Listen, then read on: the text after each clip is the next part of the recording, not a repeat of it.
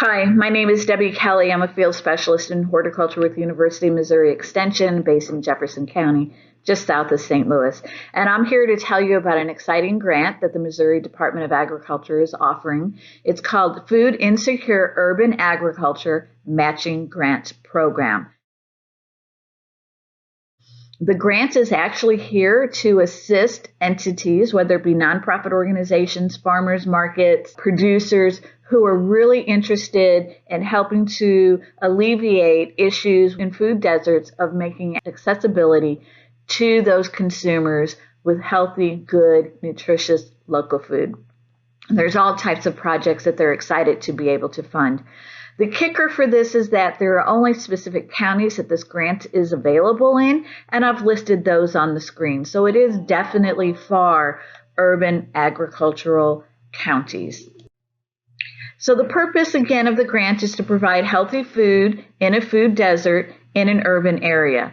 They would like to see you show demonstration of growth of local economic communities. So if you've got more producers that are going to be selling, that's economic impact. They would also like to see that they're getting more healthy, nutritious food to those low-income residents of that particular community. They also like to see that the community establish itself to thrive much better than what they've done before the grant was actually awarded.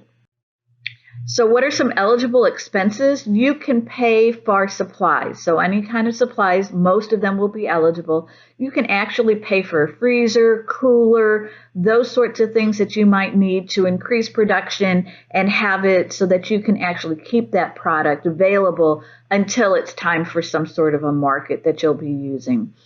It can help with reconstruction of facilities, not the brick and mortar aspect of it, but for example, if you need lighting, if you need electrical work in a particular location or in a licensed kitchen facility, those types of expenses are fundable with this particular grant. Most grants don't fund that, so this is a really good one for those types of expenses.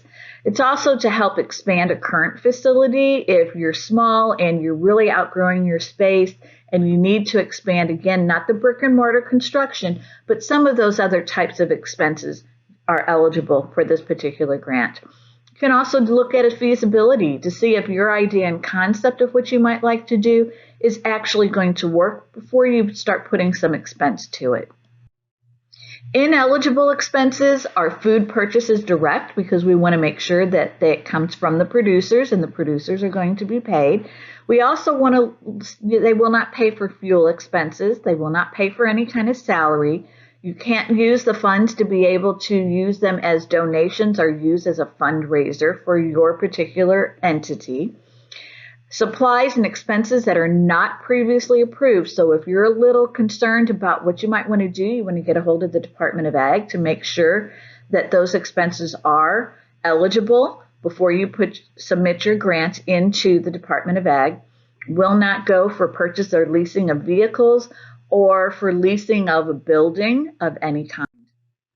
You do have to have a matching requirement. And so what that means is they're looking for 25 cents on the dollar that you are going to have as a match. So for example, if I'm going to ask for $100, $25 of that is going to be paid by you as the entity, as the person who's submitting the grant. Of that $25, you can use it as cash, in kind type of a match. They would really like to see that $12.50 of that $25 be cash. The rest of that can be in kind. So again, we're using that $100 example. So $25 would be the match. $12.50 of that $25 can be in kind, and $12.50 of that can be a cash match. And in kind could be someone's salary, and that would be okay to use for an in-kind match. The submission for the grant, you can get a total of up to $50,000. It's due by September 30th. You will be notified around October 15th if you're awarded the grant. The grant is where you pay for the items up front. You submit those receipts into the Department of Ag and they will reimburse you. Those reimbursement receipts need to be into the Department of Ag by April 2nd of 2022. The scoring for this grant is they want to look at the credibility and the merit. They want to make sure that your organization, your entity, is actually capable of doing the project itself. If you have a lot of volunteers, they want to know if those volunteers are actually going to be available to do the work that you're saying will happen in that particular plan of work. They want to see measurable outcomes. They want to know what it is, who it is, and how many people are actually going to be affected by your plan of work. The potential impact is looking at what is the overall impact for the community in general. How many people within that particular community in that food desert have the potential of having access to local, healthy, nutritious food? Those are going to be some of the potential impact of the proposal. The matching fund, they want to see that available. Timeliness, they want to know what your plan of work is going to be and when you're going to do which activities within that plan of work.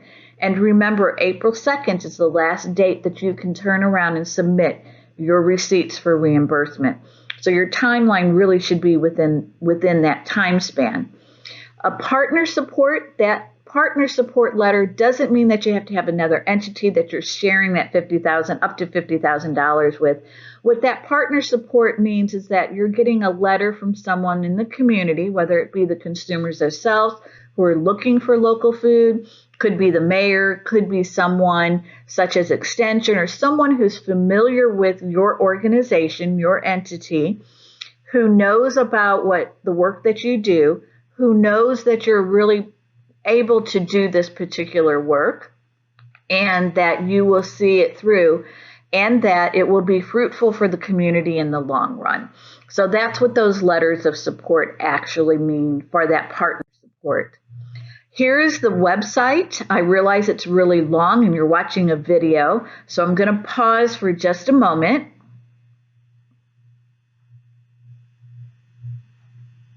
So hopefully you were able, or you could go back on the video and pause it so that you can actually get that URL written down. The application is actually online and you fill it out online and can submit it in. And that application is off of that informational website link that's listed here.